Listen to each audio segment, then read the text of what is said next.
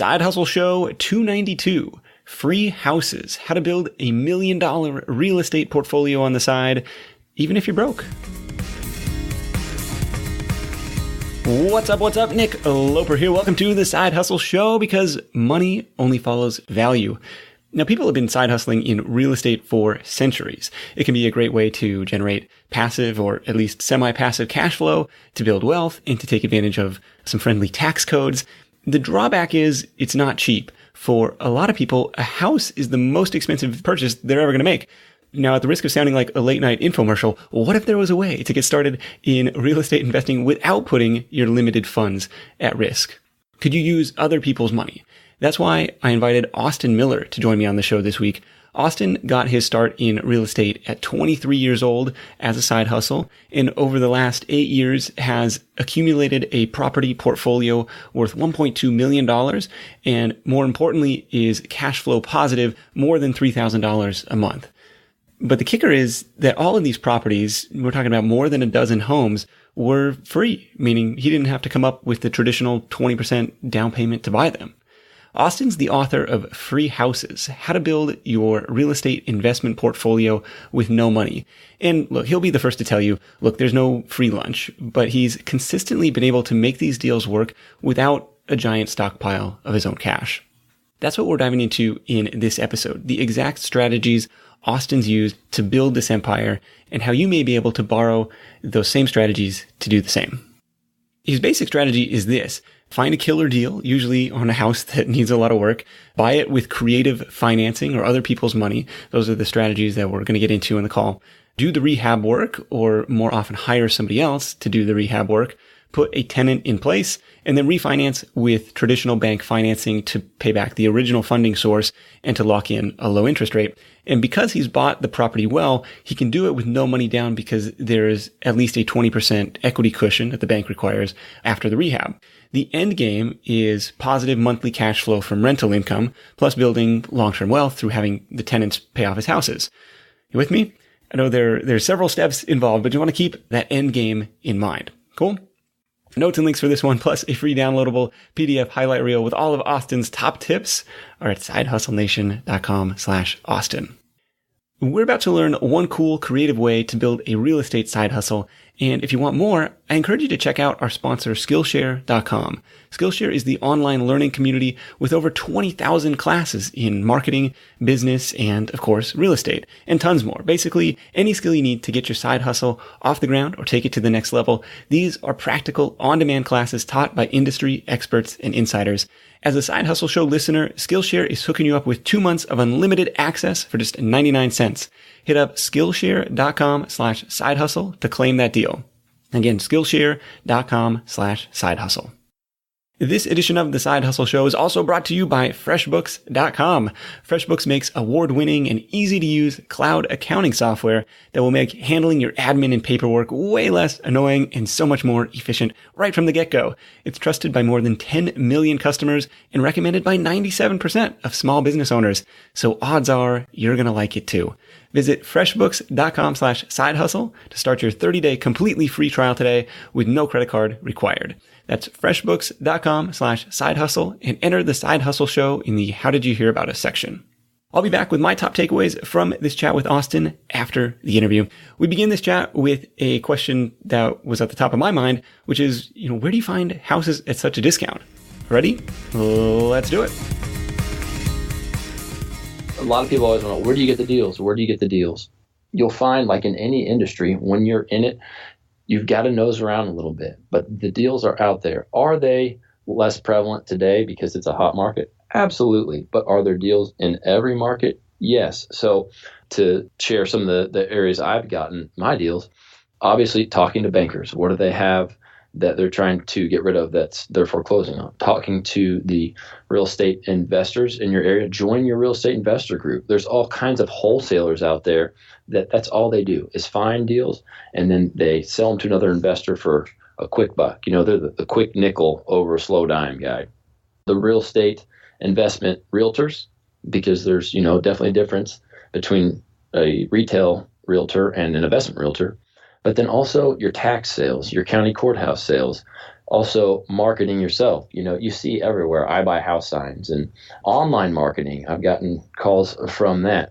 So to say that there's a rainbow out there and you get to the end of it and all of a sudden you're a real estate investor and you know where all the deals are is not indicative of reality. But, one of the things I love about the Side Hustle Nation, you guys getting out there and hustling, that's part of it. You've got to submerge yourself into that industry. But once I really did, and submerge myself in the content and the local real estate investors groups. And I'm sure there's a Facebook group you can join and, outside of just your monthly meeting, then you start finding more and more deals and they kind of start to domino effect, but they're definitely out there. Is this where you're spending the majority of your side hustle hours? Like if you're working full-time, 40, 50 hours a week, like this is where you're spending your couple hours in the evening is doing this, going to these meetups, talking with banks, like, going to the courthouse, that sort of thing? Absolutely. I go to courthouse sales just to see, if I know a property's going, and I know a lot of the other guys who are there to buy now. And sometimes they're like, hey, you want to buy this for a little more than I just bought it for? I got too much going on. Yeah, I mean, even like, you guys have penny powers in California or thrifty nickels? Thrifty nickel sounds familiar. Yeah, it's like just the little classified newspapers that they give away for free at the gas station. I found a couple deals in that before. I mean, there's so many ways to find deals. When you're talking banks, I imagine you're not talking like Chase, Bank of America, like, or are you? Not necessarily, no. Usually I deal with small local banks for a couple reasons. One, you can talk to a decision maker quickly. You usually know, hey, who's making the decisions on your lending? And two, because they are just more personal, and they're going to have a lot of the deals in your area. Because when it comes to real estate investing, the portfolio lenders, as they call them, they're going to keep all their loans in-house. They're not going to sell them to the secondary market, Fannie and Freddie. And typically people are like, well, how do you know if it's a small bank? Well, usually it's like the First Bank of Austinville or, Millertown Community. It's pretty dead giveaway in the name. You know what I mean? Yeah, that makes some sense. Like, okay, deal locally. They're more willing to not necessarily cut you a deal, but they're more willing to work with smaller people on like individual properties. Mm-hmm. And sometimes they have the best deals. And some of the bigger banks will also have bigger formalities in liquidating their non-performing assets. So they may have to go through this online sale or this realtor or whatever. I haven't dealt with a ton of big banks, but the smaller ones, I can call the guy and say, hey, do you have anything that you're wanting to sell? And he can say, oh, I have a trailer in the next town over right now, and that's all I've got. But, call me next month. And, Okay. Well, let's get into some of the acquisition strategies, because there's a million resources out there on, how to find different deals. And Austin just gave us, a half dozen different ideas there. So let's say you find something that looks promising. It's that, $100,000 house that needs some work for 50 grand, or that's the asking price, or is that? I don't even know. We'll get into maybe that. What comes next? You say, okay, I want this thing. I think there's money to be made here. What comes next? Well, I guess it depends on what your current financial situation is. For me, the first deal that I did, I graduated college. I had very little money to my name. I knew I wanted to get into real estate investing. And my realtor at the time kind of introduced me to some hard money lenders. I had no idea what that was at the time. Sounds kind of scary, hard money, like almost like, it sounds like the guy who's going to like break your knuckles. Yeah. Right. They just send the muscle over if you don't pay. So what I came to find out was that hard money lenders were just little companies.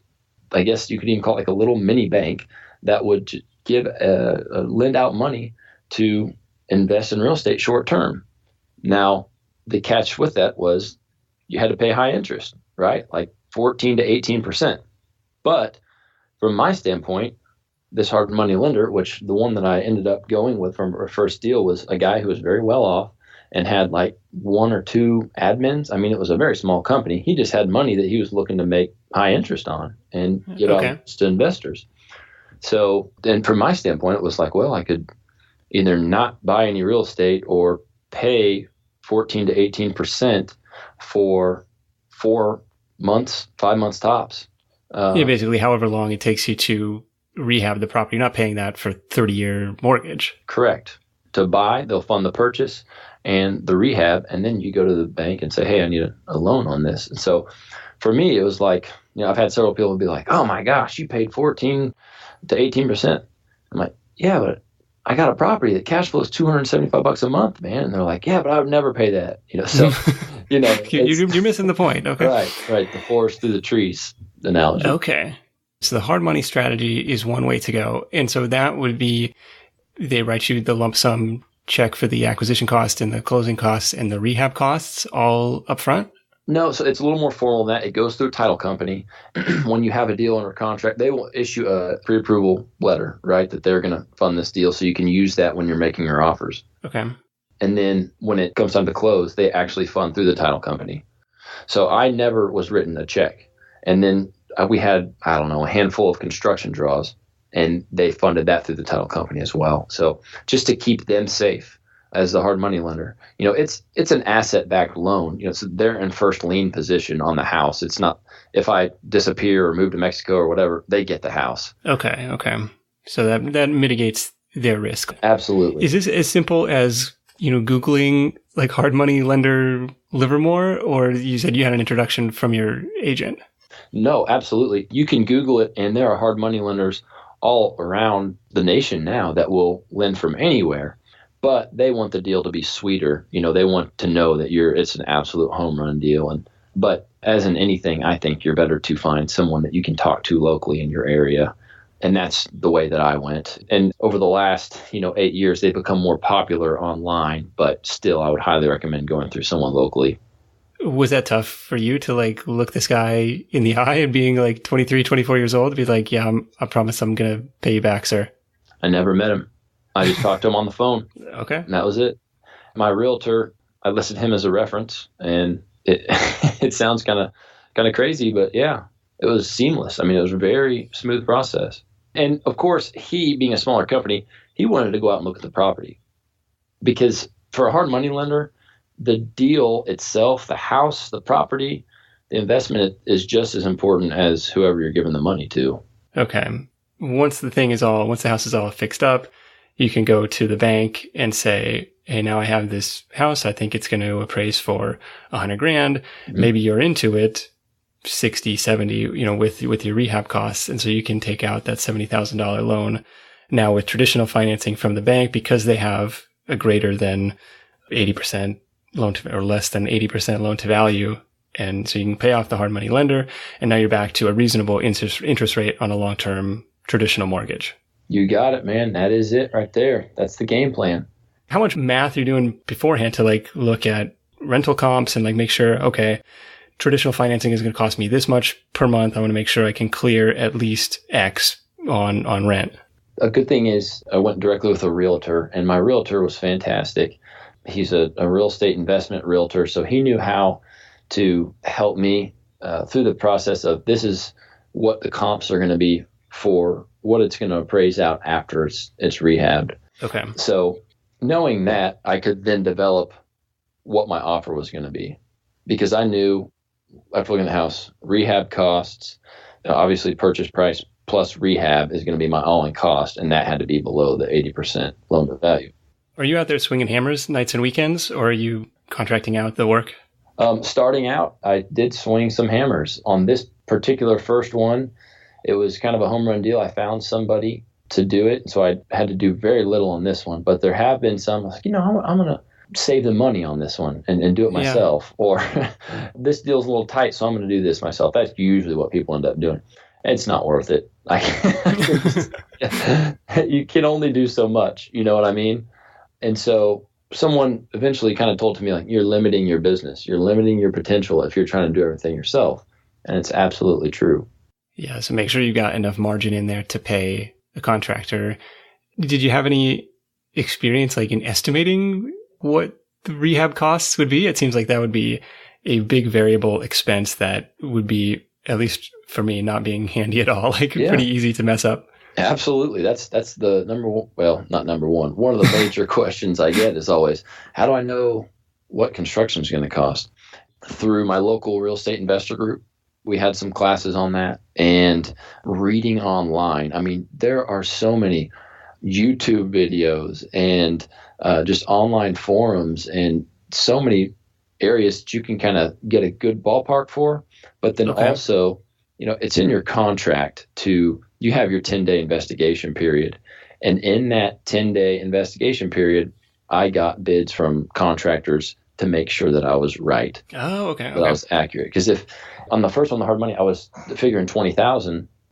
Also, my realtor helped me with that too, because he is an investor, so he's done similar properties. And that first 10 days, immediately, once the contract was accepted, I called 3 contractors and got bids. So once those bids came back around $20,000, I was like, all right, we're golden. We're good to go. Okay. Let's move forward. Tell me about your networking meeting looking for private money. Yeah. So the saying within real estate investors is that hard money is good, private money is better. I call it like the rich uncle strategy, because everybody has someone in their life, and it doesn't mean they're related to you, but everyone knows somebody with money, whether you know it or not. You do. And you find that out just by talking to people. I was at my friend's house and talking to his dad, and he's like, how's business? I said, oh, real estate's booming. It's going great. I just can't keep up. He's like, what do you mean? I said, well, I'm passing up so many deals that I don't have funds for, and I just need some more money if I'm going to grow to the next level. Every time, like clockwork, how much money are you looking for, Austin? I can't tell you how many times I've had that conversation. And to your point, at the networking, I went to a networking meeting where, they're great, where you can talk to other people and everybody kind of gets their 30-second elevator time. You go around the room and then just networking. And I stood up, I said, hey, I'm Austin Miller. I'm a real estate investor, and I'm looking for somebody with a lot of money. And I sat back down. And everyone just looking at me, kind of laughing. I said, stood back up. I said, no, it's kind of joking, but I am serious. I'm looking for somebody that might be interested in getting into real estate, because I find a lot of deals and I can only fund so many of them. If you're interested, let's talk. So I sat down, and there was a lady that had been coming for a little while, mid-50s, average close, drove a pickup truck. Never in a million years would have thought that she had any large sums of cash. And she slides me a note that said, how much money are you talking about? And I wrote back 50 grand minimum, preferably 100 grand. I sent it back to her. Okay. And she wrote back, let's talk, and passed the note back to me. I was like, my mind was blown. Okay. So hard money is good. Private money is better. What makes private money better? Well, typically a common saying is hard money, they set the terms. Private money, you set the terms. Because if you're talking to somebody, they're like, hey, I have money, I want to invest. How do we do it? Then you explore those options, or you present options to them. So typically the interest rate's less, 7 to 10% instead of 14 to 18. Man, you can get as creative as you want. You could partner with them on the deals. Maybe they have the money, they just don't have the time, and they're willing to partner. And they just want 50-50 ownership. Maybe that's for you guys. Maybe it's not. Maybe it's just 7% return on their money. That's a lot better than 14. But there's different ways you can work that. So that's why they say private money is better, because it gives you more flexibility, especially when you're having a one-on-one conversation about how do we make this work. Okay, you're in the driver's seat in terms of interest and terms. Absolutely, terms are what you make them. Now I'm curious, Austin, you got these dozen or more different properties. Just from a liability standpoint, do you have like separate LLCs, separate entities for each of these? Talk to different people, and they'll have a different strategy. And some people say maximum of 5 in one LLC. And okay, but all of mine are in the same LLC. So as long as we don't, talking to my attorney and accountant, as long as we don't pierce that corporate veil, as they said, and we keep it separate, we're as safe as we think that we need to be at this point. But certainly talk to your attorney about that. Definitely, I recommend don't keep them in your personal name. Yeah. But beyond that, I'd say that's probably between you and your attorney. Is that just as simple as, assigning the title over to the company after closing, or how does that work? Yep, absolutely. That's it. Obviously, setting up another LLC is very simple, but just keeping it in that LLC and something outside of your personal name. So regardless of what happens in your business, your family and your personal life will always have its assets. Okay. No, I was just curious about that, because that's like, I've heard different things too. Well, you got to have a separate one for each property, or, you just need some monster umbrella in policy or insurance policy, and different strategies. Yeah, and once you get to a certain point, the umbrella policy is then a good idea.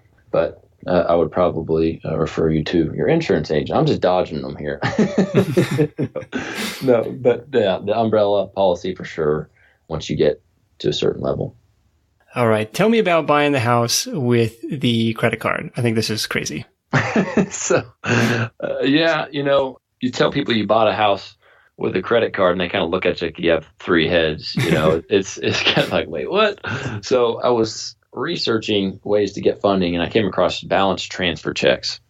I don't know if you're familiar with them, but essentially credit card companies used to do this a lot, but they will send you a balance transfer check, which is a check that can be written out for whatever your credit limit is. If you have a $10,000 credit limit on a credit card, you can write a check up to 10 grand. But, they have terms that are a little bit different than what your typical interest rates are on your credit card. So I've got like 5 credit cards. I love credit cards. They're a tool that it's kind of like fire. Fire can be used to cook your food, heat your house, or it can be used to burn your house down, as long as you use it correctly, Yeah, treat them with respect. Treat them with respect. So I just started getting my credit cards out and flipping them over and calling the number on the back. And the first one I called and I said, hey, do you guys offer balance transfer checks? And I said, nope, sorry, sir. I said, okay, pulled out the next credit card. Called the number on the back. I said, hello, do you guys offer balance transfer checks? They said, yes. I said, tell me about the terms. It was about 6% annually. And then after the first year, it went up to like 12%. And, it wasn't a bad gig, but it wasn't great. I could find something that good through my private money, And so the third one I called, I called them and I said, hey, calling to see if you guys offer balance transfer checks. Yes, we do. What would you like to know? And I said, well, what's the interest rate? And she said, 0% for the first year. I said, you're loaning money at 0%. I just want to make sure I heard that. She said, yeah, that's right. I said, okay. What other fees are there? And she said, there's a funding fee one time. And I said, oh, okay, great. What's that? She said, $75. Okay, I can live with that. So I said, you're going to loan me the full balance of my credit card limit for $0 a month, at 0% interest. She said, well, you have to pay the monthly minimum, which is $275. And I said, well, but that goes directly to principal. She said, that's correct. Okay. I said, send me as many balance transfer checks as you want to. Right now, send them over. From that point, I think my credit card limit was only like $12,000. Yeah, that was the next thing. It's like, well, at least for me, like my credit card limit, I think the most that I have is like 25 grand. It's like still going to be tough to find something in that ballpark. Sure. It took me the minute-long phone call to get a 0% interest loan. And then I said, can I increase my balance? And she said, well, let me transfer you. And I transferred me over and I said, can I help you? I said, I would like to increase my credit limit to $20,000. 30 seconds of questions. What's your household income and, debts and that type of thing. She came back, put me on a brief hold and said, sir, we can't increase your limit to $20,000. Okay. She said, but we can increase it to $16,000. I said, okay, cool. I should have asked That's for something. Should have shot even higher. But, so at that point I had $16,000 at 0% as a source of funding. Now, as you said, yours may only be $25,000, and that's going to vary from person to person, but that's a large sum of money to, for 0% interest.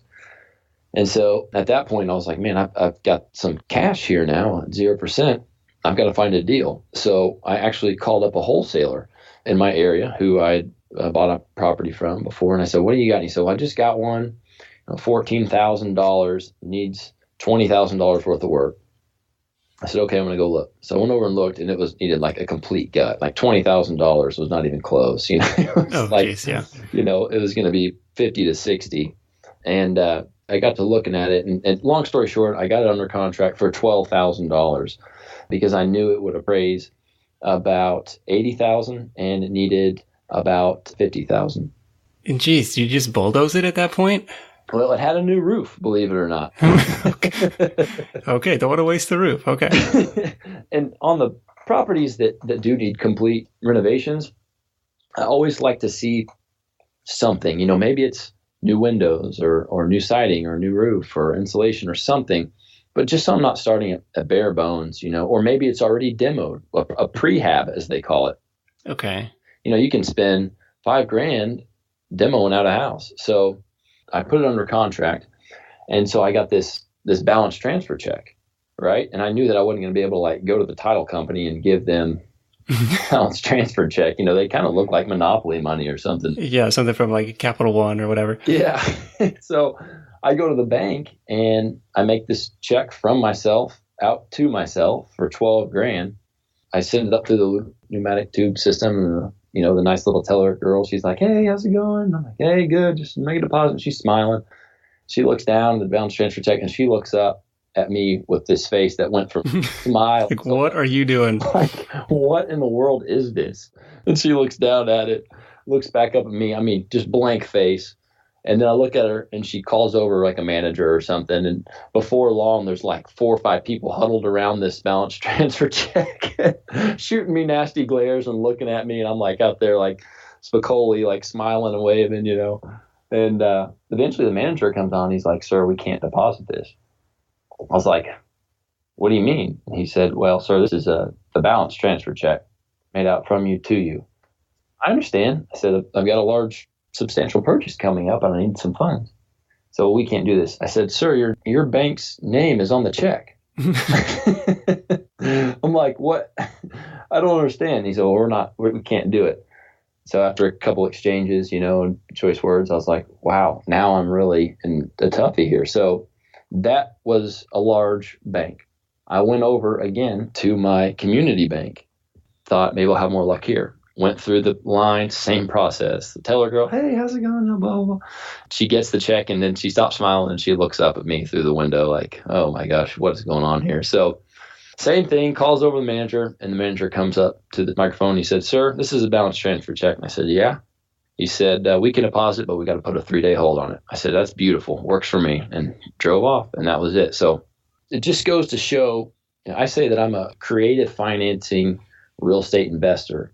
And when you're doing things that most people haven't heard before, they either try to tell you you can't do it or they look at you like you're crazy, but it's perfectly doable.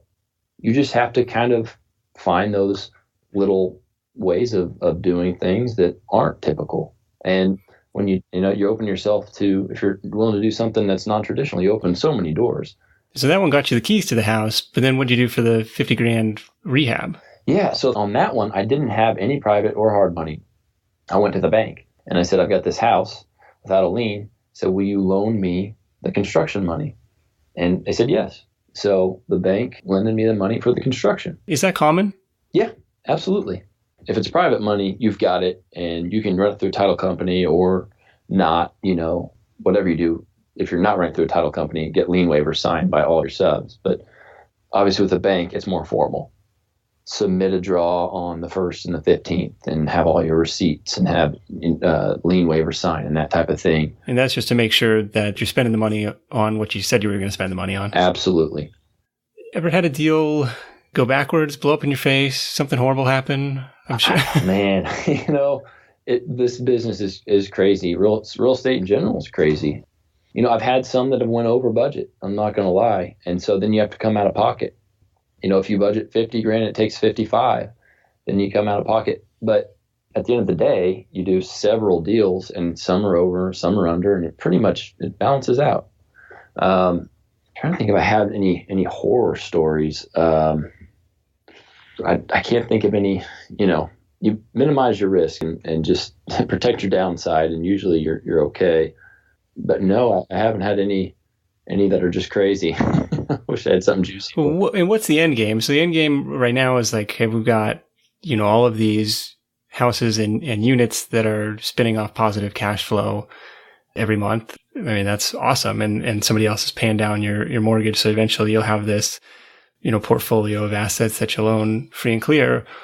What's next? Where are you taking this thing? You pretty much spelled out the end game. And I remember, being 12 years old and for the first time realizing a family friend was building duplexes. And I asked my mom, I said, "So he's building them and people are moving in there and paying them off for him?" The innocence of a child, I was thinking, why doesn't everybody do that? It's just so simple. But that is absolutely the end game, is to keep acquiring homes.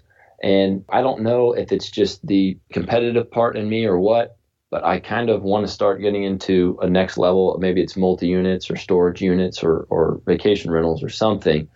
But the humble side of me is saying, no, Austin, you got a system, keep doing what you're doing, So for the meantime, I'm going to keep doing what I'm doing and praying about where I'm going to go next and see where that takes me. Are you still working full time? Well, I work for myself. I build houses. I've got a vision board in front of me, and it says, be a successful builder to create income and time freedom, because I'm my own boss. So if I have to do something with the real estate hustle, I can, if I got to check on something or whatnot. But there are a lot of ways to make a living in real estate: wholesaling, sales, flipping. But to me, real estate is the avenue to build passive income, generate cash flow. Yeah, it's working for you. So do you have an estimate of how many hours you're spending on the investment side versus the building business? I probably spend, I don't know, 5 to 8 hours a week on the investment side. Okay. That's between sourcing new deals and kind of dealing with tenants and other stuff. Yep. And in the beginning, I would come home from work. This is when I had a corporate job, and I would work from like 5 to 7 every night, just educating and finding deals and just learning, being a student of the game. So that was like every night, a couple hours. But now I can fit it into my daily schedule to where if I have to do something at night, of course I have to every now and then. But if not, I can squeeze it in and or just do emails from home or whatever, Well, very inspiring stuff. I'm excited. Check out the book called Free Houses. You can find it on Amazon. I'll link it up for you in the show notes as well. But I think you'll like it. And if you want to check out Austin's investor site, hickoryhomebuyers.com is where you can find that. Let's wrap this thing up with your number one tip for Side Hustle Nation. Nick, in today's world, the word entrepreneur is so overused. It's so sexy, it's such a buzzword, and you're someone that I admire for that and being successful at that.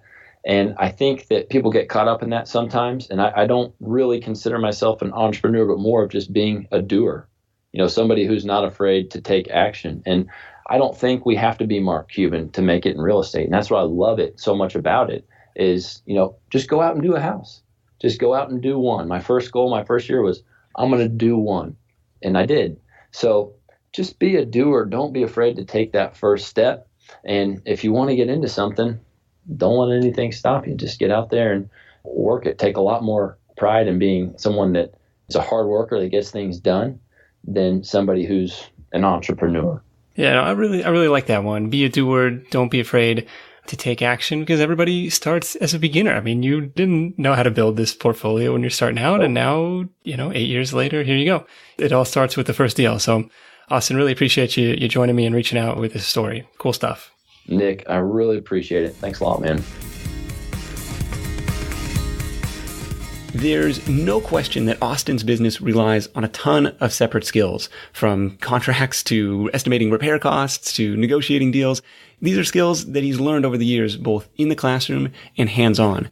And that's where today's sponsor, Skillshare.com, comes in. It's not like he was born knowing how to do this stuff, but everything is learnable. And on Skillshare, you can learn everything from Facebook ads to copywriting to video editing to WordPress development. And honestly, after this chat, I've got my eye on some real estate classes.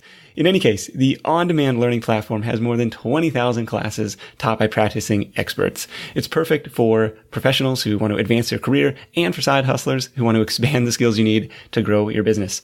How it works is you get unlimited access to all these classes for a low monthly price. You never have to pay per class again. So let's skip the Netflix tonight and go do some learning. Check out the extensive catalog for yourself at Skillshare.com/side hustle. While you're there, you'll notice that Skillshare has put together a special offer for Side Hustle Show listeners where you can try Skillshare for 2 months for just 99 cents. I think you're going to love it. Go to Skillshare.com/side hustle to get started today. That's Skillshare.com/side hustle for 2 months of unlimited access for just 99 cents. All right, my top takeaways from this call with Austin. Number one is deals first. At the top of the show, I said money only follows value. The first bit of value Austin is generating in this business is sourcing profitable deals. That's where it starts. Remember, his goal starting out was just to do one, to prove to himself he could do it. And of course, the numbers he's thrown around maybe sound a little bit different than your local market, but I think the strategy multiplies. You just might need to find double or triple or 10x the money. But if you can find the deals, the money will follow that value. And it's almost like you're paying with your time spent in hunting for them. Think of it like this, just like when you're shopping at the store, most purchases are made at retail price, the going rate, the sticker price, right? But every now and again, there's a clearance sale or a garage sale or an estate sale where stuff might be deeply discounted to the point where there's room to make a profit. And I've seen this firsthand with my experiments with the Amazon FBA clearance arbitrage stuff. I heard about it on a podcast. I was skeptical, but then I went out and did it and turned into a believer. So deals first. That's takeaway number one. Takeaway number two is to get creative. Now, Austin gave you a bunch of different ways to potentially make a deal happen, but those definitely aren't the only plays in your playbook. Sometimes you got to get creative. And I think that's where a side hustler or an entrepreneurial mindset can do really well in this game, because we're used to bootstrapping and finding creative ways to make something happen. I don't have a real estate example for this, I don't think, but there was a conference I wanted to go to a few years ago and didn't want to front the $1,000 ticket price. So I told them about my blog and I asked if they had any media passes. It took a couple of emails, but I got to go for free. So that's takeaway number two, get creative. Takeaway number three is to protect yourself. Lots can go wrong in real estate, and so you want to make sure you're protected financially and legally. We touched on this a little bit with Austin's entity structuring and insurance discussion, but also in how he uses his contract grace period to schedule contractor bids. If your estimates on repairs are out of whack, that gives you an escape clause. Or you can go back to the seller and use that new information to maybe negotiate a better price. I owned a rental property back in the day. It was really one of those side hustles where it was better to be lucky than good. And I had to exercise a clause in the lease to get out of that house, thankfully, just in time, or a couple years at least, before the market crashed. But what do you think? Do you think you could use Austin's free houses strategy? Let me know in the comments at sidehustlenation.com/Austin. While you're there, make sure to download the free PDF highlight reel with all of Austin's top tips from the call. That's it for me. Thank you so much for tuning in. Until next time, let's go out there and make something happen. And I'll catch you in the next edition of The Side Hustle Show. Hustle on. Thanks for listening to The Side Hustle Show at www.sidehustlenation.com.